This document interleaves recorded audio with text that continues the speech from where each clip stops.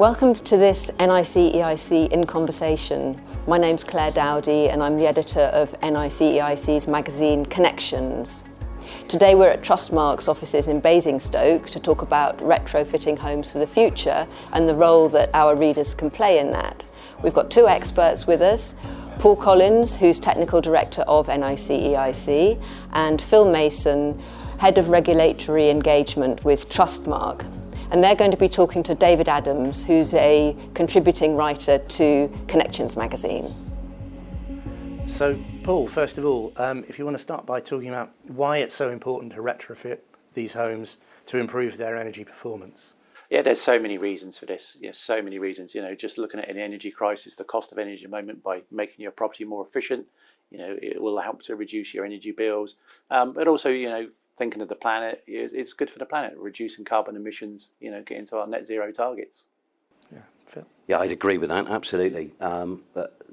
Depending who you speak to, the carbon emissions from dwellings, from domestic homes, actually contribute somewhere in the region of about 30% of the greenhouse gases of the UK, which is a big number, so it can make a big impact in reducing the amount of fuel that homes use, the amount of fossil fuels that homes use.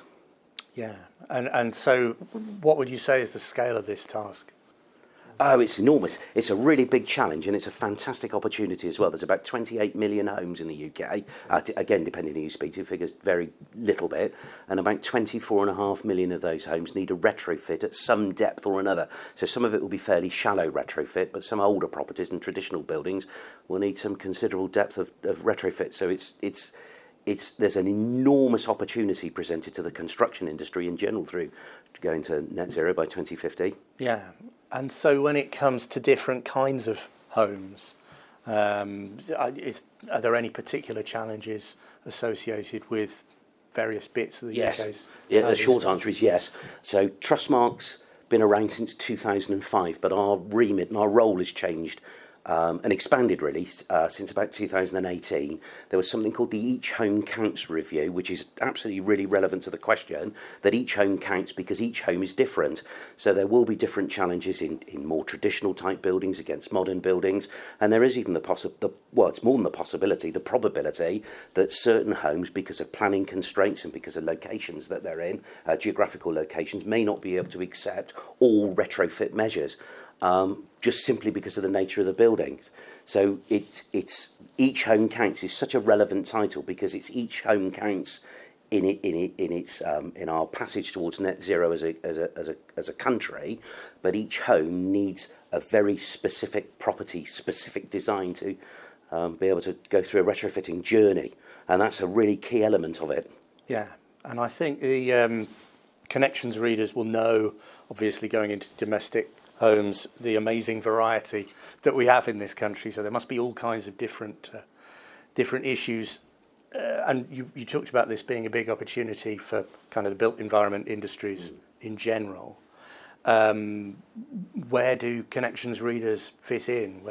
What are electrical contractors going to be doing here? What's their role in this? I think there's many roles, to be fair, in this journey. You can think about LED lighting, low energy lighting, that's been the norm for many years now. So, that's a standard job for an electrical contractor to be looking at. But also, thinking about putting in supplies for heat pumps and moving into the mechanical services. So a number of contractors will cross over between electrical and mechanical. So there's those opportunities around, the future development of heat pumps and that sort of work. And we've got the various other technologies that might play a part here as well. Solar panels, energy storage. Yeah, absolutely. We've seen a massive increase in the amount of certified business undertaking work in the solar industry. Solar PV installs they've gone up huge volume since the energy crisis, since the prices have gone up. People are also retrofitting batteries, energy storage systems. So you're capturing the energy during the day, using it when you need it, when it's most needed. And so there's a great opportunity there for solar PV and energy storage as part of a mix to get to net zero. Okay. Phil, any thoughts on that? Absolutely. TrustMark has been invited to sit on a government working group called the Electrification of Heat. And as we move away from burning fossil fuels, the electrification of heat is the route forward. So I think electrical trades across the UK play an enormous part in being able to deliver that, because as we go away from burning gas and burning coal and burning oil, we just move to another fuel, which is electricity. Okay. And so when we think about this, as I say, from the point of view of the connections reader, what will be the key elements in an electrical retrofit? There's as you know, going back to Phil's point about each home counts, there's no template for this. You know, every home will have its different needs, its different requirements. You know, from upgrading the whole wiring system to installing solar PV systems, as we've already talked about.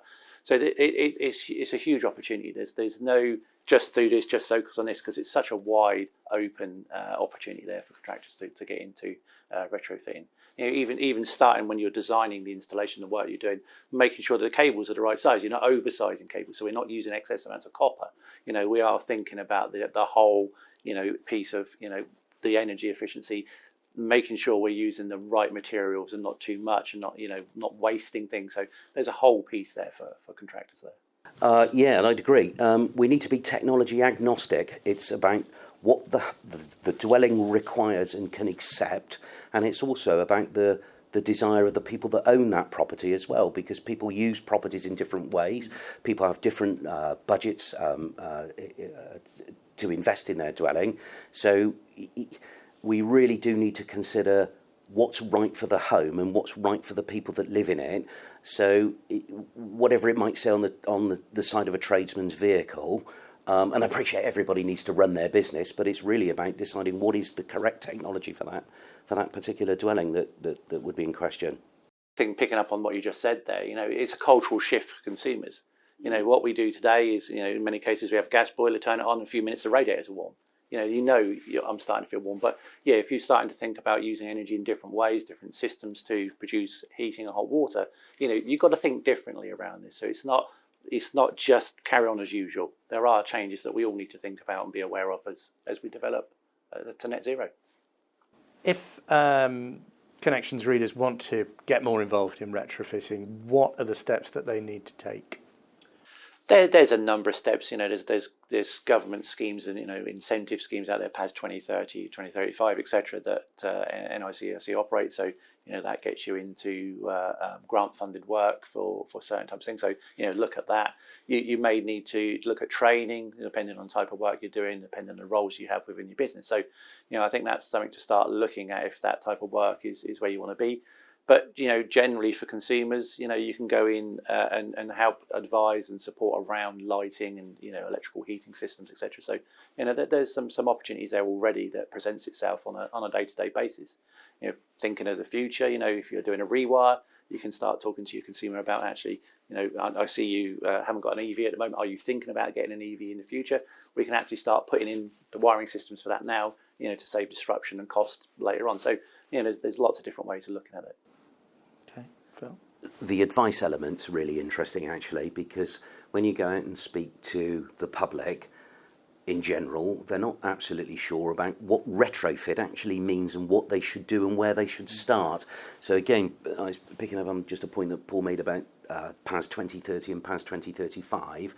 PAS 2035, again, is an outcome of the Each Home Counts review that I mentioned a little bit earlier. That is a retrofitting process to mitigate risk to the dwelling. And you should do things, it should be the right measures done in the correct order, because it's wasteful really to do measures in the incorrect order, because you might need to remediate, you might even need to remove. But a large piece of PAS 2035 is about people being able to give a consumer advice about what they can do to their dwelling in a way that they can understand. And because we're in a world that's starting to change by the type of technologies that we're starting installing in homes, that I think the advice part of it can't be overstated, because it's not only about what you can have in your home, it's about how you can use it and what the changes are that you might need to adapt to as well. I think that goes back to the cultural piece we were talking yes, around. Absolutely. We have to change the way we think about things. Okay. And so you mentioned training. If contractors are going to go into this work, do we have an idea of the sort of list of skills that would be really valuable? And that would depend on the type of work that they're looking to take on. Is it a step too far to think about insulation? Fabric first measures, possibly. But there are training courses out there for people to upskill into that. But I'm just thinking more related to an electrical contractor's perspective around maybe ventilation systems, low energy lighting. That type of training would be very beneficial. I'd support the ventilation element of it, because as we're starting to insulate dwellings, what you're actually doing is put an overcoat really effectively around a house, either in the roof or in the walls, either inside or outside the building on the walls and under floors. And there'll be a lot of homes that have been built over the years that may have been adapted to such a way that the ventilation system, the extraction in wet rooms like kitchens and bathrooms, may have been disabled or even removed over duration. So there's a sort of maxim that we use in the retrofit sector: no insulation without ventilation, and the vast majority of ventilation is electrically powered. So whilst that isn't a retrofit energy efficiency measure in itself, is a really important element of retrofitting and insulating dwellings. Yeah, so that kind of touches on two things for me. One is this idea, one is the fact that one of the consequences of climate change is that lots of houses in the summer might be prone to overheating. We kind of think about insulation and saving energy through reducing the amount that you have to spend on heating your house. But yes, there's overheating is an issue. Yeah, as absolutely. Well. And government have been releasing, building regulation changes about overheating as well. So yeah, you're right. A very valid point to pick up on. What would a retrofitted house look like? Okay, that's a really good question, actually. We typically talk about considering fabric first, which is the thermal envelope of the building. So that's loft insulation, floor insulation, insulating walls, improving the quality of glazing and doors. Simple measures like just draft exclusion and pipework insulation. However, I think one thing that's important though is we talk about fabric first, but we've got quite a diverse cultural heritage of buildings in the UK, and we don't want to lose that. So fabric first isn't necessarily right for every dwelling. So some of it would have to focus on technologies as well. Yeah, so thinking about in technology context, we could be talking about heat pumps for your heating system, underfloor heating, low temperature design systems, energy efficient lighting systems, LED lights. Solar and storage, PV panels on the roof to fill the battery that you use, that power at the times that you need it in the evenings, for example. So, yeah, just following on through from where you can, your fabrics, then move into your technology, into the installation side of it for that aspect. So, is there a role for connections readers to help educate consumers about getting used to these new technologies when they adopt them? Okay, I think there's a big role there as well. So the majority of people tend to heat their homes with a gas boiler. As we move over to technologies like heat pumps work in a different way. They're not instantaneous heat. They run for a longer period of time in the background. So I think the role around education and informing people about the way that that alternative technologies operate is key for them to be able to understand it and adapt to living with different technologies. So what are your two organisations doing to support contractors who want to get involved? So from NICEIC's perspective, what we do is we offer schemes that will help support that. We talked about the past 2035 schemes. We offer training courses around various parts of that, aspects around ventilation, etc. Competent person scheme, so if the work is notifiable across England and Wales, for example, you can self-certify that through NIC. That saves time, that saves money in respect of going to building control. So we've got infrastructure in place to support businesses to get upskilled and also to meet the regulatory requirements. So there's a lot of support there already for that. Okay. So, well, TrustMark sort of dovetails with the work that you do as probably one of our largest scheme providers, I think. But the TrustMark brings a wrapper around the technical skills in terms of delivering consumer protection, a disputes resolution process, should anything go wrong. Now, I think we're confident that tradespeople have demonstrated competence in they've come into TrustMark through a scheme provider, so they can demonstrate all the technical skills. But it's about giving some consumer reassurance as well, I think, that should something happen, there's a protection mechanism in place. Are there any things that government or regulators could do, any other policy changes that will help advance retrofitting?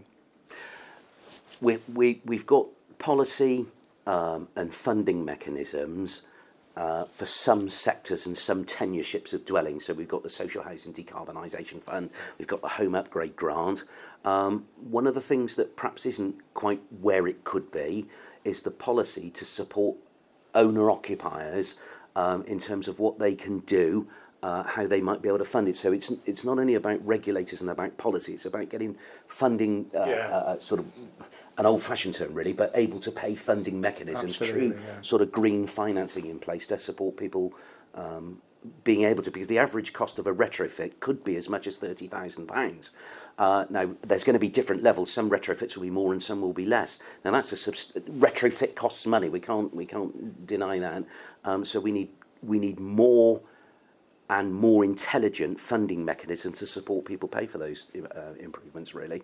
And are you concerned that, possibly getting slightly political here, that funding isn't going to be there, that is going to be a kind of roadblock here? Not concerned. So TrustMark as we've started to engage with the lenders and the financial services community, and they've got billions of pounds that they want to push into the market. They need to do it in a way that mitigates their own risk and ensure that the quality of work is carried out. And one of the other things that comes up in conversation periodically is if they lend to somebody, does that actually result in a tangible asset being installed in a property, or does the person that's borrowed the money go on a world cruise or buy a sports car? Okay. And what steps is NICEIC taking around government and regulation, helping to shape those changes? So we sit on a number of industry committees and working groups that support the development of standards, that support the development of governance strategy. So, we're heavily involved in that. Phil talked about the electrification of heat. We're involved in that strategy and how that develops. And we do everything we can to, put a voice forward to talk about consistency. I think that's one key aspect of this at the moment. Many businesses I've talked to over the years are sort of hesitant to invest in training, upskilling, because the government change of direction happens all too often. Yeah. So I think the message for me is that we're here to have a voice to government, which we do, but it's happening. This drive to net zero is going to happen. Yes, okay, the targets and deadlines may have been moved, but it's still got to happen. So don't let that put you off. I think it's still the right time to be getting involved, and we will support that as much as we can.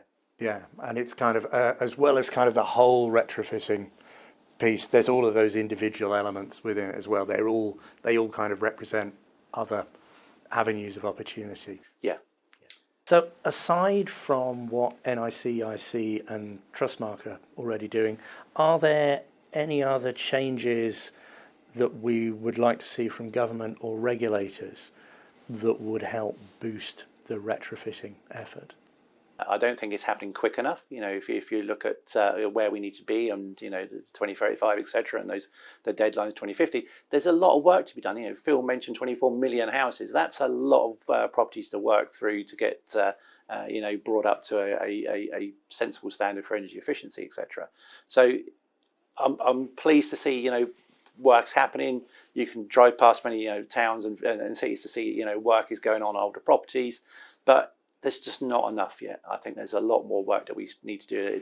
The whole workforce needs to ramp up. We've got concerns around labour shortages and skilled work. People coming into the workplace. So there is a great opportunity. There's great careers here for people thinking of leaving school, coming to work into the construction sector. That there's a lot of work, and I think we need to start to accelerate the pace. I'd agree with acceleration. We need the supply chains to be further mature than they are currently. One thing I would just add is something called the National Retrofit Hub, which has been sponsored by UKRI money to kickstart the process. And what it's really doing is bringing key people and organisations in industry and government and policy decision makers together to understand how we unlock all the elements that we actually need. So there's the finance, there's the supply chain, there's the labour supply chain, there's the materials supply chain, and then there's an educational process really, I think, needed as well, so the public can understand what they need to do and the part that they can play and how they can do it. So I think the National Retrofit Hub, particularly with the types of organisations and people who are involved with it, will start to accelerate that process, because you're quite right. I think we've got a shortage of people in the construction industry generally, but as the construction industry is starting to change its focus and take on different types of work, that's a nut that needs to be cracked really, in terms of getting the right volume of contractors involved, I think. And as I said earlier, it's a huge opportunity for them as well.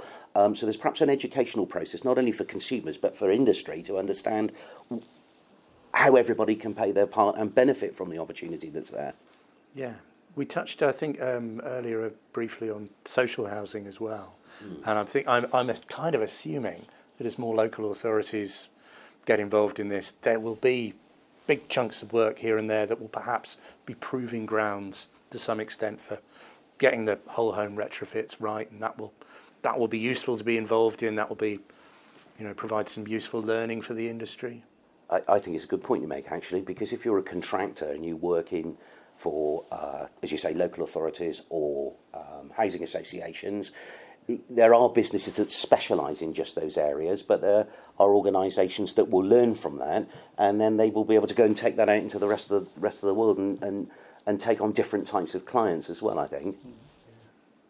So, finishing off, thinking about the future, if you are a connections reader who's perhaps only partly involved in this at the moment, what advice would you give them when they're considering how to get involved? I think, the things that we talked about, the size of the market opportunity in 24 million properties, the type of work that's there, electrification and heat, it's a great opportunity, to diversify into this type of work.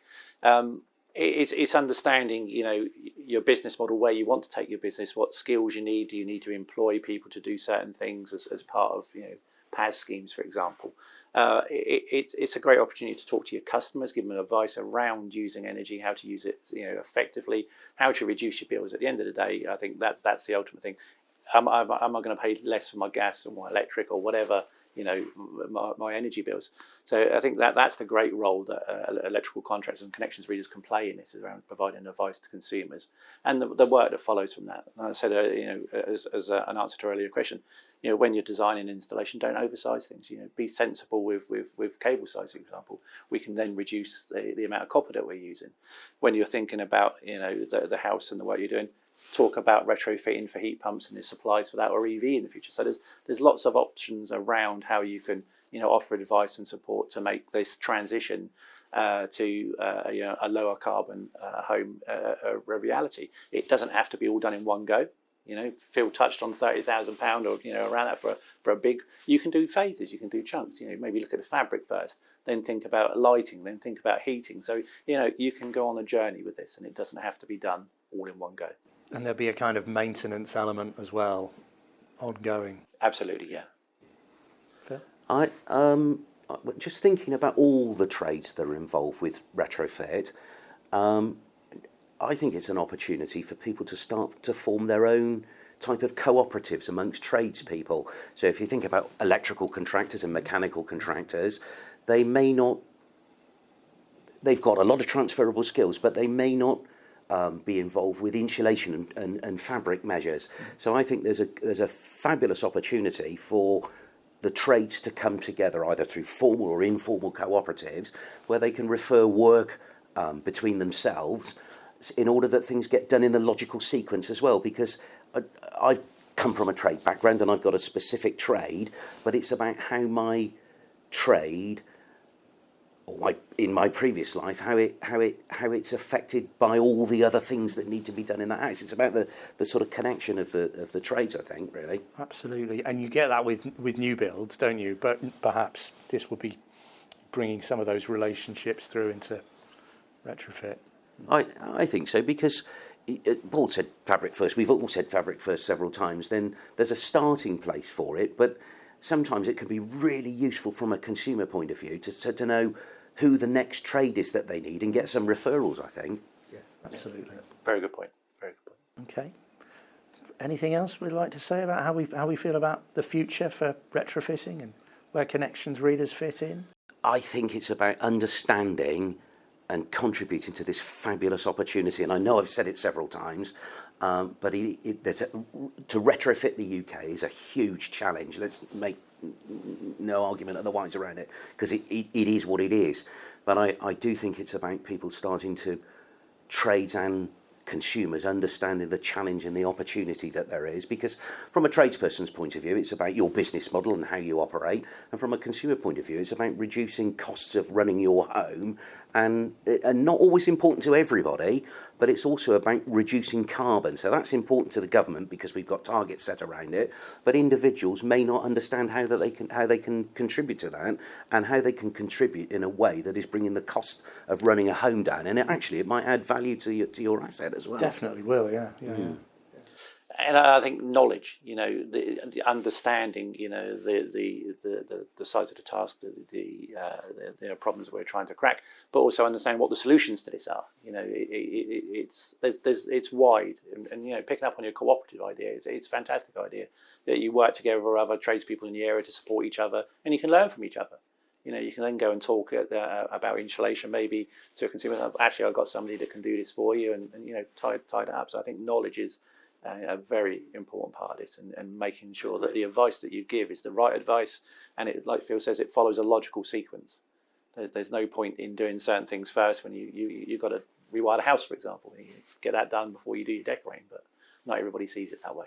So once everything's in place, once the policies are in place, regulations, the upskilling has happened across the industry, what does the industry look like then as it takes on retrofitting? Utopia piece, isn't it? The consumers know what to look for, know what to ask for. The consumers have the knowledge and the education to know that they're having work done on their home. While they're doing this, it needs to meet these standards, these requirements. So, from a consumer perspective, they know what they're looking for, they know what they're asking for. So then it becomes business as usual. It's day-to-day business for contractors. It isn't, specialist work. It's not niche work. It's everyday business. So that's where we will get to once everything's in place, all the infrastructure's there, all the policy, all the funding. Once that's there, I think that's where we'll be. Okay. So Paul Collins at NICEIC and Phil Mason at TrustMark, thank you both very much. Thank you. Thank you. Many thanks to Paul Collins and Phil Mason for their insight into the retrofit sector. If you want to find out more, go to TrustMark's website and keep your eyes peeled for the next issue of Connections magazine, which will carry David's article on the subject.